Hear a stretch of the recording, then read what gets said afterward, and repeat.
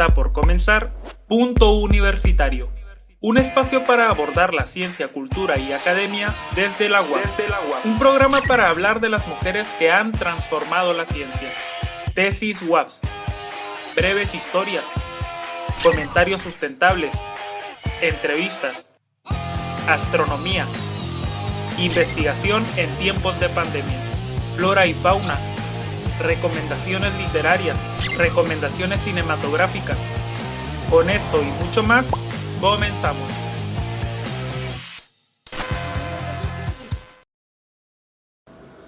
¿Qué tal? Muy buenas tardes.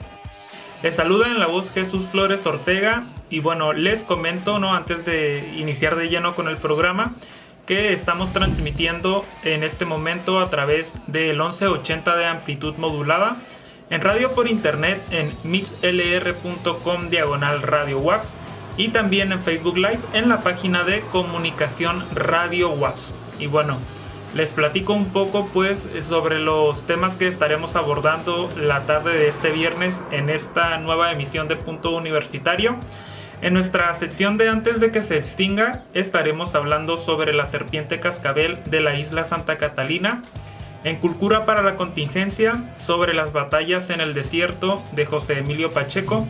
También abordaremos en Años Internacionales que este 2021 es el Año Internacional de la Erradicación del Trabajo Infantil. ¿De qué trata este tema? ¿Cuál es el objetivo? Bueno, de eso abordaremos en un momentito más. En Comentarios Sustentables, sobre la nueva inversión de energía eólica en Baja California Sur. Y despediremos pues esta emisión con crónicas del encierro número 8 de nuestro compañero Ramón Cuellar Márquez. Esto por una parte pues abordaremos en esta emisión, porque por otro lado pues este programa estará dedicado en gran parte sobre pues Fernando Jordán, un personaje aquí en nuestro estado, y específicamente sobre El Otro México, que es pues una de las obras más conocidas de este periodista. Pero qué mejor pues que de este personaje nos hable una persona, que sepa mucho de este tema, como lo es el maestro Alejandro Telechea, quien ya se encuentra con nosotros aquí en Punto Universitario. Vamos entonces a la entrevista con el maestro Alejandro Telechea. La entrevista.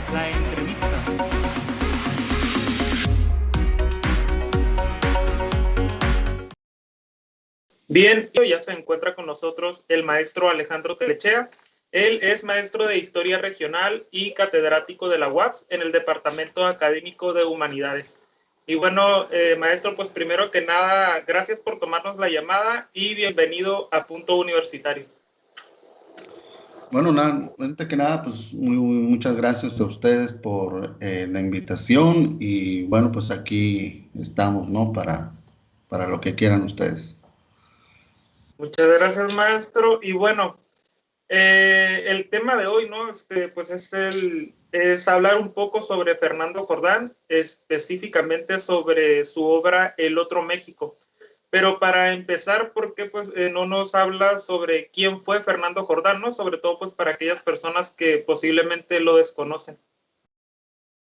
Bueno, pues yo creo que hablar de Fernando Jordán, pues obviamente tendríamos, que dedicarle pues mucho tiempo. Un personaje que fue elemental en el sentido de que la península de Baja California pues entrara a ese interés que el gobierno mexicano tenía sobre algunas regiones del país.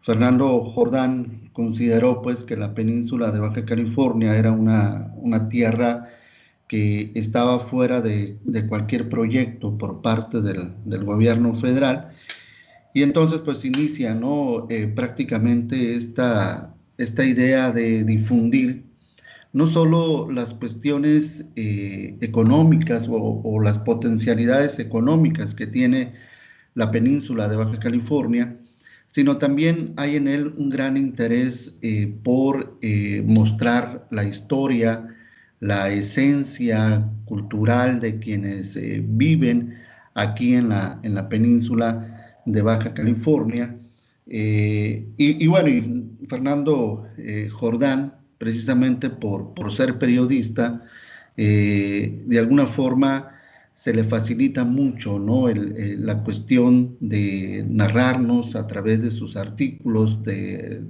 algunas revistas en las cuales él participó, como por ejemplo con la revista Impacto, que ahí es donde la mayoría pues de los artículos que realiza pues son de alguna forma publicados por esta revista, ¿no? Fernando Jordán también fue antropólogo, gracias a a que tiene Fernando Jordán, se logra, ¿no?, que el gobierno mexicano envíe algunos para que lleven a cabo pues trabajos antropológicos, trabajos arqueológicos en la península de Baja California, como es el caso pues del trabajo realizado por esposa Barbro Dahlgren, que en el 1950 trabaja pues una de las pinturas más antiguas, no solo de la península, sino de América, que es precisamente la de San Borjita, quien logra pues de alguna forma establecer un fechamiento. Entonces, pues, pues no, este personaje de Fernando Jordán, creo que podríamos resumirlo así, como un hombre obviamente periodista, antropólogo y sumamente interesado por resaltar no solo los elementos económicos de la península, sino sobre todo hay un gran interés por parte de Fernando Jordán por resaltar las cuestiones culturales de Baja California, ¿no? De la península de Baja California. Creo que ese es uno de los principales legados que dejó Fernando Jordán y de alguna forma pues es lo que debemos de agradecer, ¿no?, a Fernando Jordán, ¿no? El interés de Fernando Jordán es que la península se integre pues al interés del gobierno federal. Son momentos cruciales en la vida económica, política y social de nuestro país. Nuestro país, el gobierno federal está convencido que necesita modificar diversas estructuras socioeconómicas y entonces, pues obviamente inicia un proceso de modernización, inicia una estrategia de modernización del país que no se pues con las cuestiones económicas, sino también tiene que ver con las cuestiones culturales, que tiene que ver con las cuestiones sociales. Eso lo vemos muy bien reflejado, por ejemplo, en las cuestiones del cine mexicano, ¿no? En donde para los años 50 ya no vemos pues esas películas del charro como en los años 30, en los años 40, sino ya empezamos a ver otros tipos de historias que se entretejen pues en el cine mexicano, empiezan a surgir nuevos personajes, personajes que obviamente están muy bien insertados en ese proceso de modernización que se está generando a nivel mundial y que nuestro país no podía ser ajeno a ello, ¿no? Nuestro país no podía seguir siendo, pues, un país de charros, sino que nuestro país se quería dejar esta idea de que era sumamente diverso, ¿no? Entonces yo creo que en ese sentido, Fernando Jordán aprovecha muy bien esa coyuntura y de alguna forma, pues es lo que lo motiva, ¿no?, a empezar a escribir sobre la península de Baja California, precisamente para que el gobierno federal, pues, volteara sus ojos hacia la península de Baja California, ¿no? Creo que ese fue uno de los principales intereses de Fernando Jordán, ¿no? El poder lograr, pues, ¿no?, la integración a ese proyecto de modernización, a esa estrategia de modernización que está llevando a cabo el gobierno federal en los años 50, ¿no? O a partir de los años 50. Ok, ahora en cuanto a esta obra del Otro México, platíquenos un poco de qué trata esta obra. Bueno, El Otro México es una obra clásica, ¿no? Considerada ya en estos años como una obra clásica de la literatura en nuestro país. Y que bueno, que Fernando Jordán la realizara fundamentalmente con el propósito de mostrar las potencialidades económicas, pero también, pues, como ya lo he mencionado, mostrar esos elementos culturales únicos que había, pues, aquí en la península de Baja California. De hecho, pues, es por esta razón el que el libro lleve este nombre, ¿no? El Otro México. Sí, somos parte de México, pero somos otro México. ¿Y por qué somos otro México? Porque tenemos elementos culturales totalmente distintos a lo que pudieran existir en otras regiones o en otras entidades de nuestro país. También teníamos, pues, características naturales también totalmente distintas a las que pudieran observarse en otras regiones de nuestro país. Entonces, la razón principal de Fernando Jordán de escribir este libro, El Otro México, es precisamente eso, ¿no? Mostrar a la sociedad mexicana lo que era realmente la península de Baja California en todos sus aspectos, ¿no? En lo económico, en lo político, en lo social, en lo cultural, que la sociedad mexicana pues se enterara realmente de lo que éramos en todos y cada uno de estos aspectos, ¿no? Lo cual nos hacía totalmente diferentes a otras regiones del país, ¿no? Y como lo decía hace un momento, es por esta razón que Fernando Jordán decide pues dar el título a su libro como El Otro México, ¿no? Somos parte de México, sí, pero somos otro México, ¿no? Otro México totalmente distinto, con un elemento histórico muy diferente pues a lo que se estaba de alguna forma viviendo en otras regiones de nuestro país históricamente hablando, ¿no? Ok, ahora, ¿cree que esta obra logra de cierta manera su objetivo? O el objetivo de Fernando Jordán, pues, de dar a conocer esta parte del país. Bueno, yo creo que eso es lo que se ha estado discutiendo, ¿no? Hoy en día, eh, ya de ventas, y bueno, y durante todos estos últimos años, por lo menos en estos últimos 20 años, ha llevado a cabo pues un estudio muy minucioso sobre esta historiografía regionalista, en el que pues obviamente se trata de analizarlas de una manera crítica y el ver pues cuál fue realmente el funcionamiento o la funcionalidad más bien de estas obras historiográficas, ¿no? Y creo que para muchos de quienes analizan el regionalismo desde estas obras, en el caso de, bueno, pues para muchos de ellos es una obra que no logra pues el propósito, ¿no? Es una obra que de alguna forma solo se queda en un discurso regionalista, una obra que sirvió muy bien a los movimientos regionalistas para divulgar pues una identidad regional.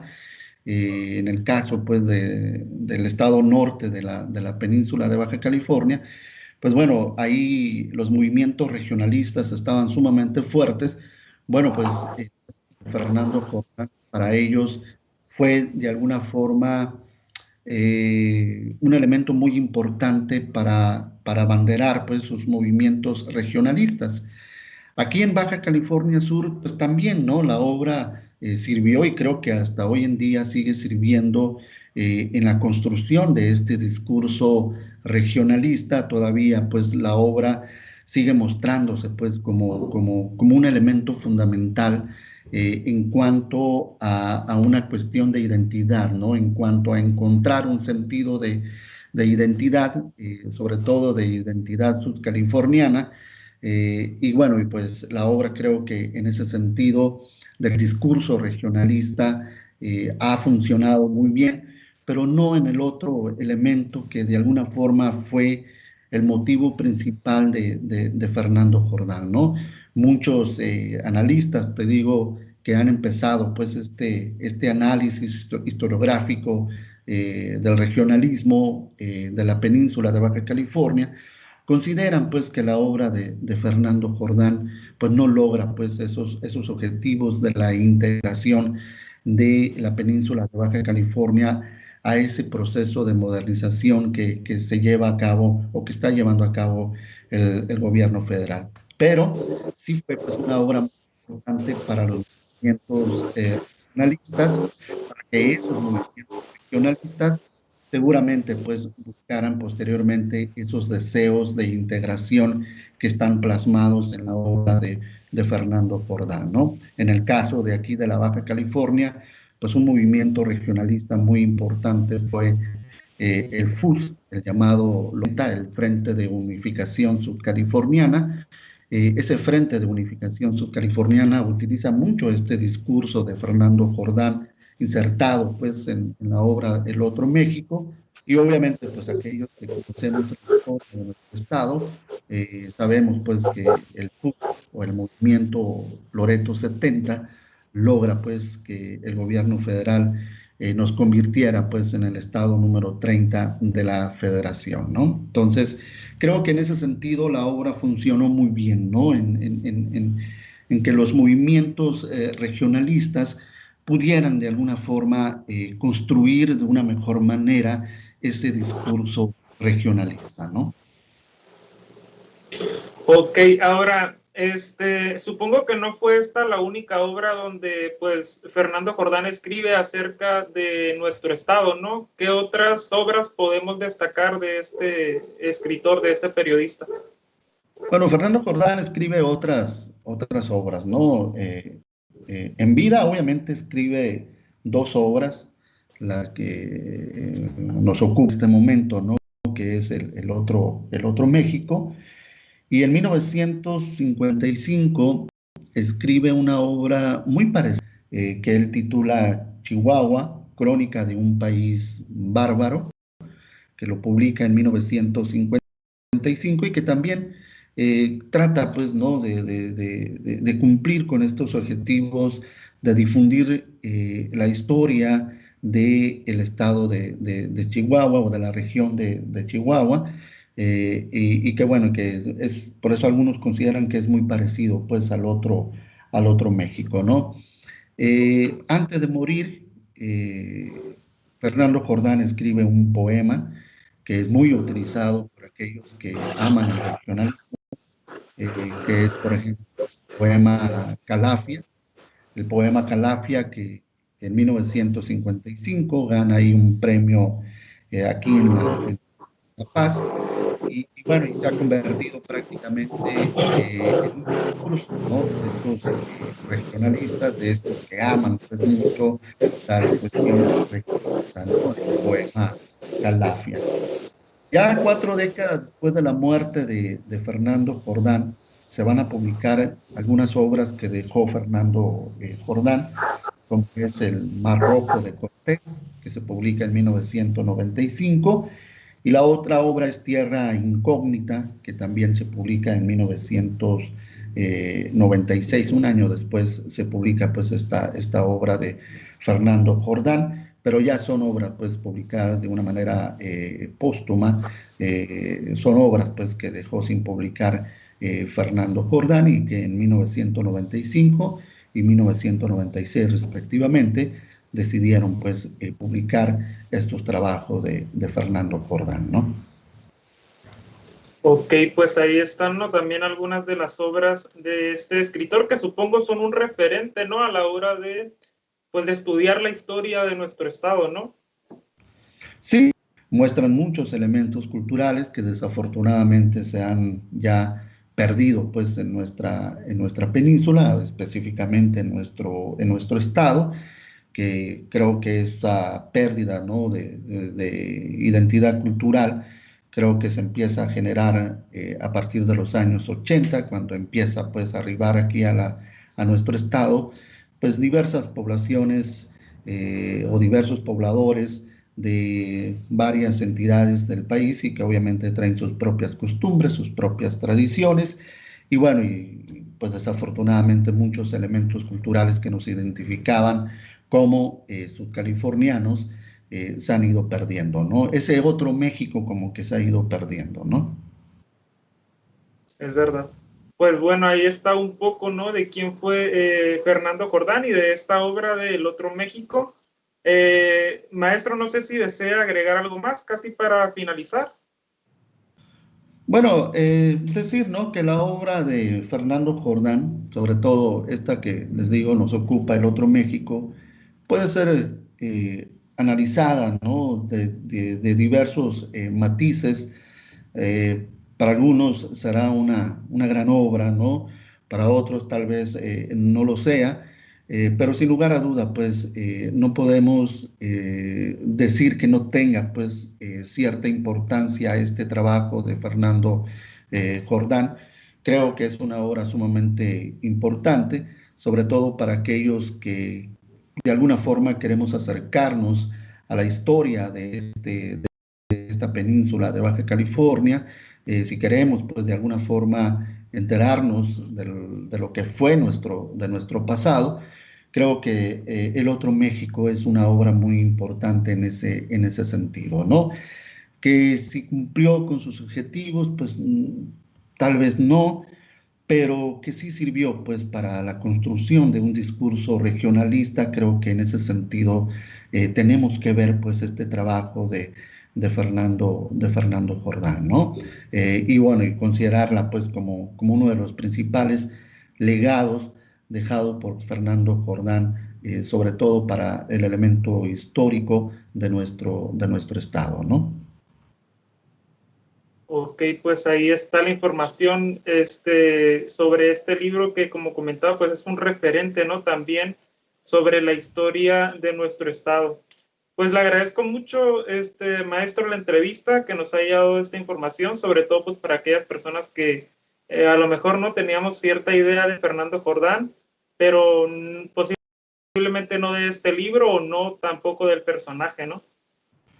Muy bien, no, pues muchas gracias a ustedes y pues ya saben, aquí estamos, ¿no? Muchas gracias, maestro. La entrevista.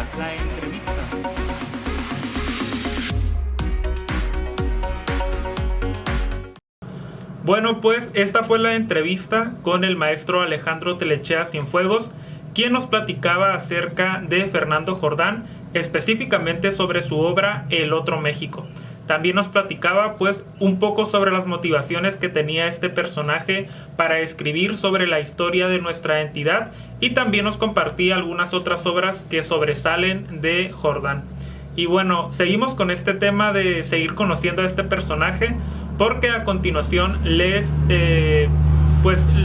compartimos un poco la colaboración que hizo el maestro Alejandro Telechea para Punto Universitario, el semanario, pues para seguir conociendo, ¿no? Precisamente quién fue este personaje que escribió tanto sobre la historia de nuestra entidad. Breves historias. Historias de Sudcalifornia.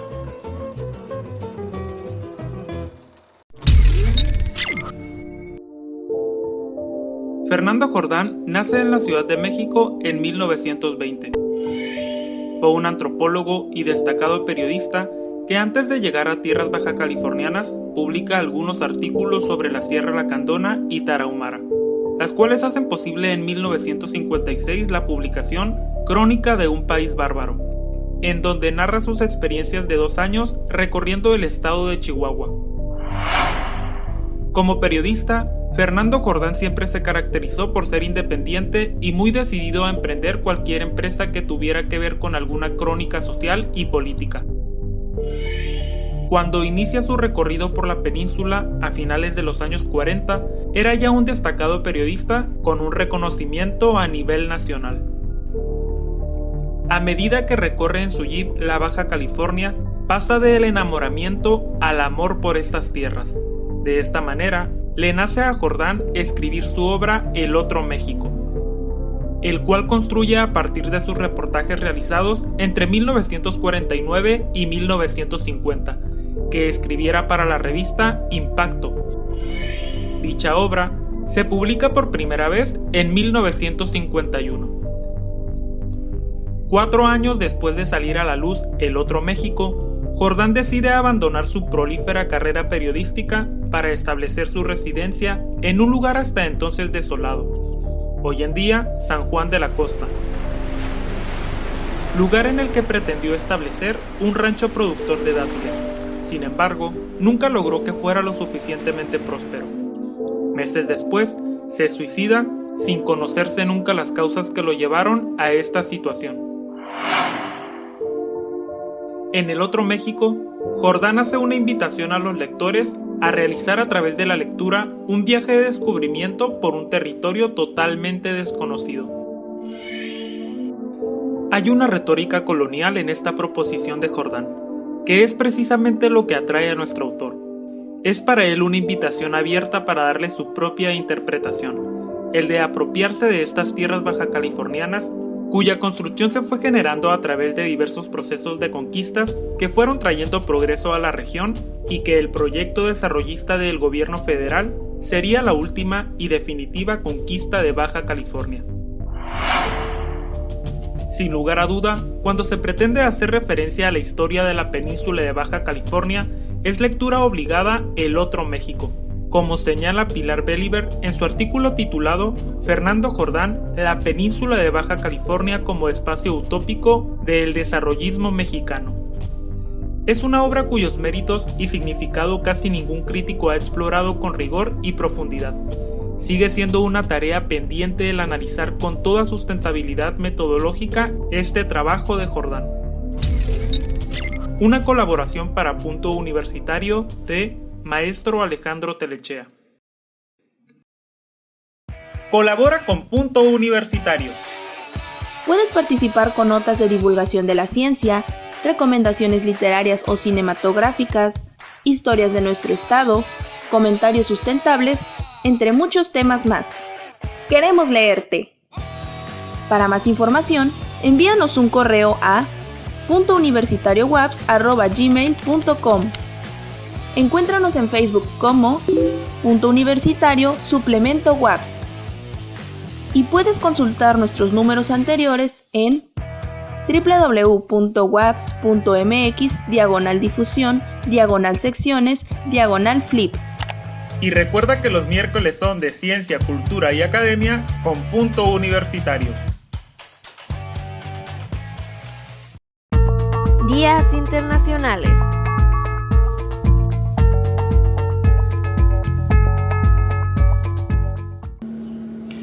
Este 2021 ha sido elegido por la Organización de las Naciones Unidas como el Año Internacional para la Erradicación del Trabajo Infantil. Les comparto un dato sobre este tema. 152 millones de niños de entre 5 y 17 años de edad se encuentran en situación de trabajo infantil. Casi la mitad de ellos, es decir, 73 millones, realizan trabajos peligrosos. ¿Por qué ha sido elegido este año precisamente como el Año Internacional para la Erradicación del Trabajo Infantil? ¿Cuál es su objetivo? Bueno, pues de eso se nos habla en el siguiente video. Vamos a escucharlo con mucha atención. Días internacionales.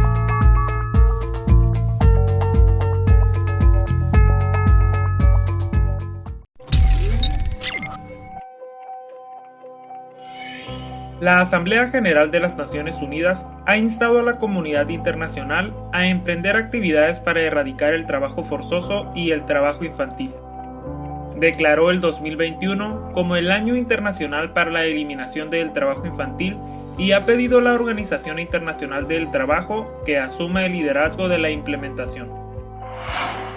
De acuerdo con estimaciones de la OIT, indica que en 2016, 152 millones de niños entre 5 y 17 años de edad se encuentran en situación de trabajo infantil. Casi la mitad de ellos, esto es, 73 millones, realizan trabajos peligrosos. El trabajo infantil se concentra sobre todo en la agricultura, que abarca la pesca, la silvicultura, la cría de ganado y la acuicultura. La resolución subraya el compromiso de los Estados miembros de adoptar medidas inmediatas y eficaces para erradicar el trabajo forzoso.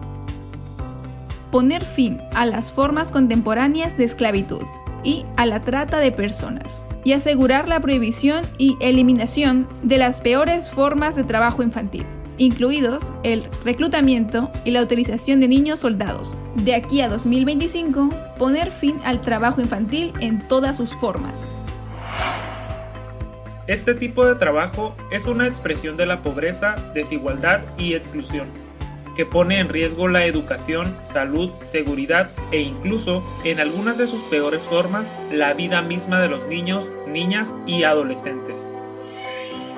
En la región de América Latina y el Caribe, es un desafío persistente para los gobiernos, organizaciones de empleadores y de trabajadores, quienes han decidido trazarse conjuntamente el objetivo de declarar la primera generación libre de trabajo infantil.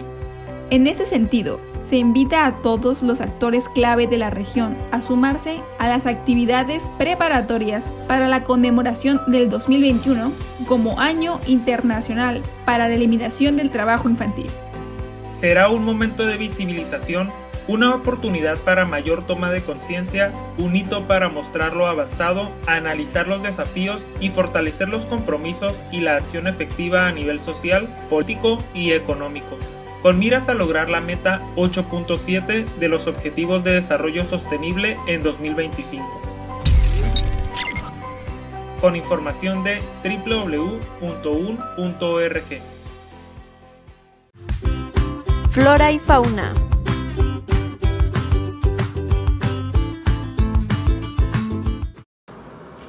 De acuerdo con un informe de la Plataforma Intergubernamental de Ciencia y Política sobre Biodiversidad y Servicios de Ecosistemas, actualmente 1 millón de especies de animales y plantas están en peligro de extinción, y muchas podrían desaparecer en un par de décadas.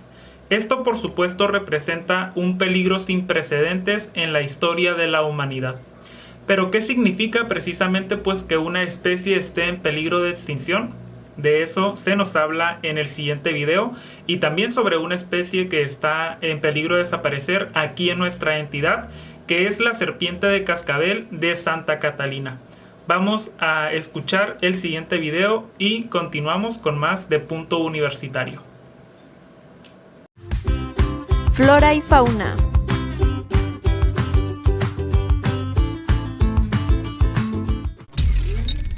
Antes de que se extinga. Cascabel de la isla Santa Catalina. Hemos leído y escuchado muchas veces que una o varias especies están en peligro de extinción, pero en realidad, ¿qué significa este término?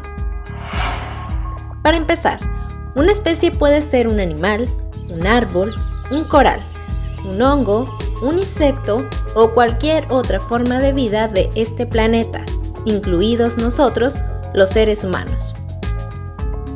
En conjunto, a esta gama de vida es a lo que llamamos biodiversidad. ¿Cuántas especies existen en nuestro planeta? En realidad, el dato exacto no se conoce, pero se estima que hay millones, aunque constantemente se descubren nuevas especies. Se considera que una especie está en peligro de extinción cuando todos los miembros con vida de dicha especie están en peligro de desaparecer. Esto se puede deber tanto a la depredación directa sobre la especie o por cambios en su hábitat, como producto de desastres naturales o por cambios graduales del clima. ¿Qué tan saludable está la vida en la Tierra? Cada especie es distinta a las demás, por lo que no es de extrañar que la salud y la longevidad también varíen entre una y otra. Algunas especies, como el oso pardo, no están en peligro inminente, pero otras, como el rinoceronte de Java, se aferran a la supervivencia. La Unión Internacional para la Conservación de la Naturaleza ofrece un continuo resumen de las especies. En particular, aún existe y la probabilidad de que una especie se extinga en el futuro.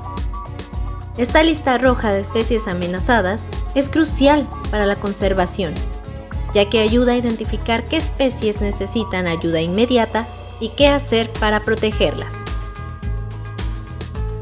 En nuestro estado, una de las especies en peligro de desaparecer es la serpiente de cascabel de Santa Catalina, una serpiente venenosa endémica de la isla de Santa Catalina. Habita el desierto y áreas rocosas. Esta especie es relativamente delgada y pequeña. Crece un máximo de 73 centímetros de longitud. Su rasgo más distintivo es que no tiene cascabel. La base de la cola ha degenerado hasta el punto en que el último segmento de la cola cae inmediatamente en vez de permanecer después de la muda, como ocurre en otras especies de serpientes de cascabel. Se cree que esto es una adaptación local para cazar pájaros. Poseen largos colmillos huecos que actúan como agujas hipodérmicas para inyectar su veneno.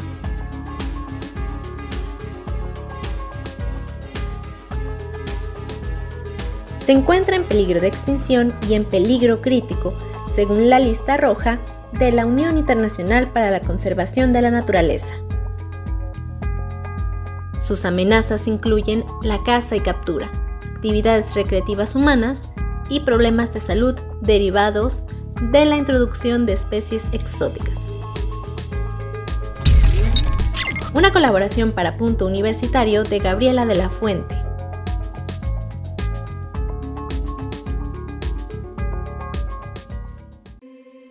Comentarios sustentables.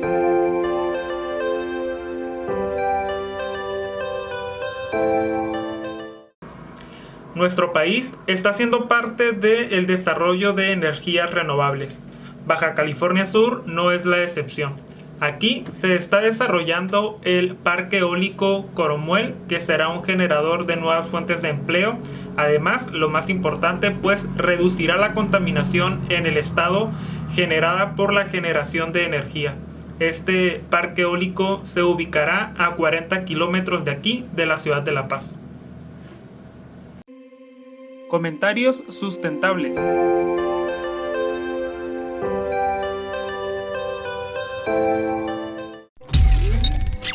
Nueva inversión en energía eólica en Baja California Sur, México.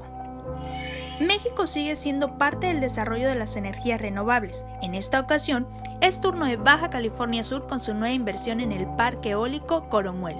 El parque eólico será un generador de nuevas fuentes de empleo, además de reducir la contaminación en el estado generada por la generación de energía. La ubicación es en el estado de Baja California Sur, aproximadamente a 40 kilómetros de la ciudad de La Paz. El Grupo de Infraestructuras, Energía, Servicios y Telecomunicaciones, Elecnor España, se ha adjudicado en México un contrato para la construcción del Parque Eólico Coromuel por $32 millones.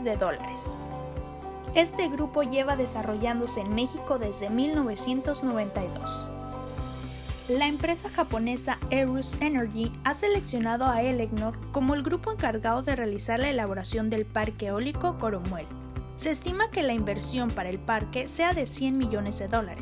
En el caso de la inversión, la empresa Eros Energy aportará el 50%, mientras el Banco de Desarrollo de Japón se encargará del 50% restante. El parque eólico tendrá una capacidad de 56 megavatios.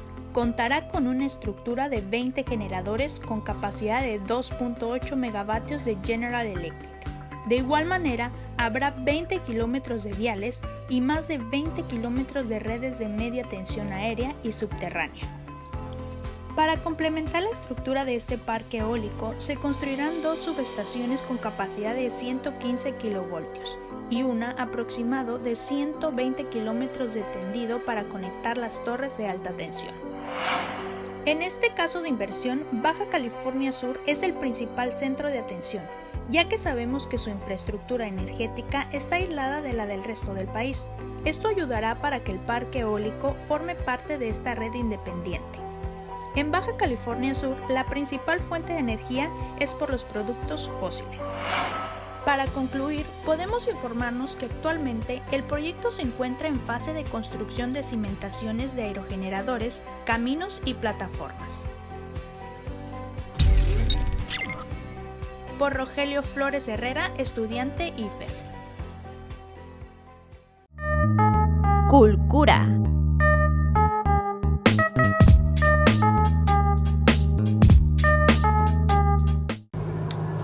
Bueno, y si ustedes andan buscando qué libro o qué novela nueva leer, ya lo saben que aquí en Cultura para la Contingencia, pues cada semana les damos alguna recomendación de un libro, de una novela. Y el día de hoy pues toca el turno de recomendar de uno de los escritores más grandes del siglo XX, como lo fue José Emilio Pacheco. Su obra, Las batallas en el desierto. Y ya lo saben, esta es una recomendación que nos hace nuestro compañero Ramón Cuellar Márquez. Vamos a escuchar el siguiente video con mucha atención a continuación. Cultura.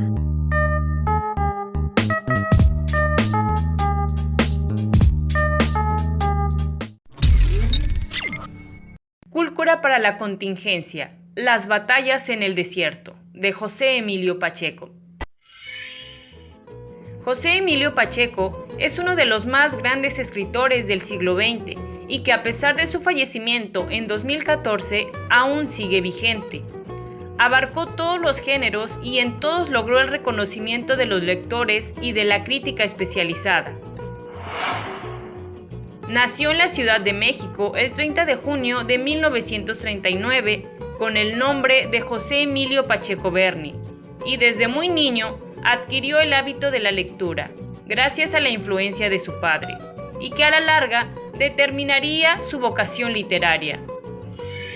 Miembro de la llamada generación de los 50 o de medio siglo, compartió con ellos la visión citadina de la vida diaria, donde retoman los temas universales como el tiempo, los ciclos, la infancia, la fantasía, la muerte. En especial, José Emilio siempre hizo hincapié en la crítica social de su tiempo, que incluyó la literatura y su propia actividad como escritor, tratando siempre de ser claro y directo con el fin de ser accesible a todos los lectores posibles.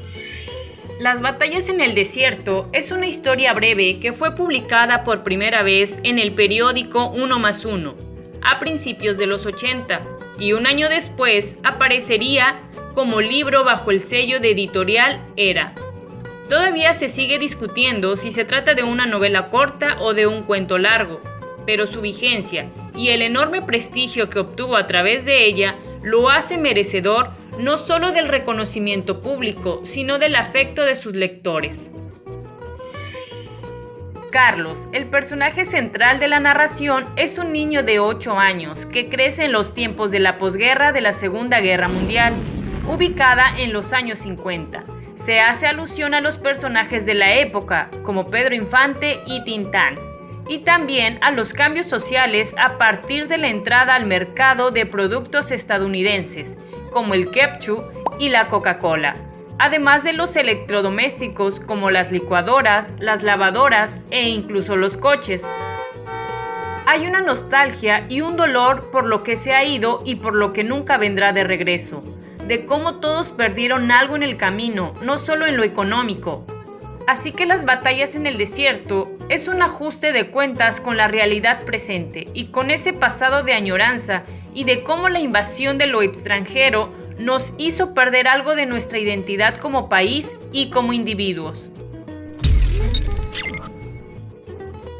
Una colaboración para Punto Universitario de Ramón Cuellar Márquez. Bueno, pues con esto llegamos al final de una nueva emisión de Punto Universitario. Nos despedimos con Crónicas del Encierro número 8 de nuestro compañero Ramón Cuellar Márquez y nos vemos en una nueva emisión el próximo viernes en punto de las 5 de la tarde. Que tengan un excelente fin de semana y ya lo saben, cuídense mucho. Hasta la próxima.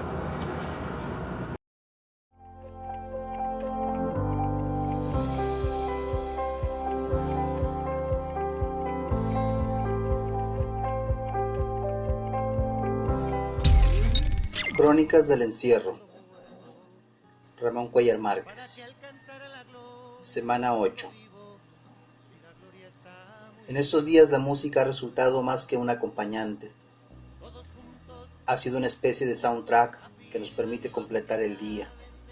Claro, cada uno su música, pero al fin y al cabo es el modo en que activamos la sangre y las horas, la sonrisa y la vastedad del instante que siempre se hace presente cada vez que las notas se reproducen.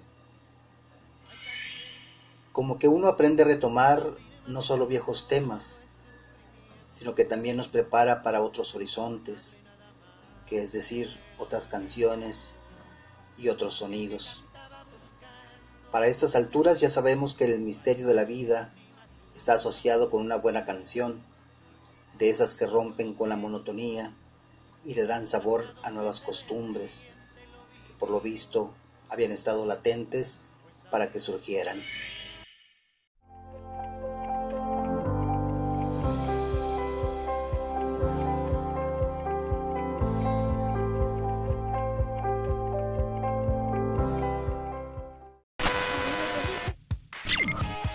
Gracias por sintonizar Punto Universitario.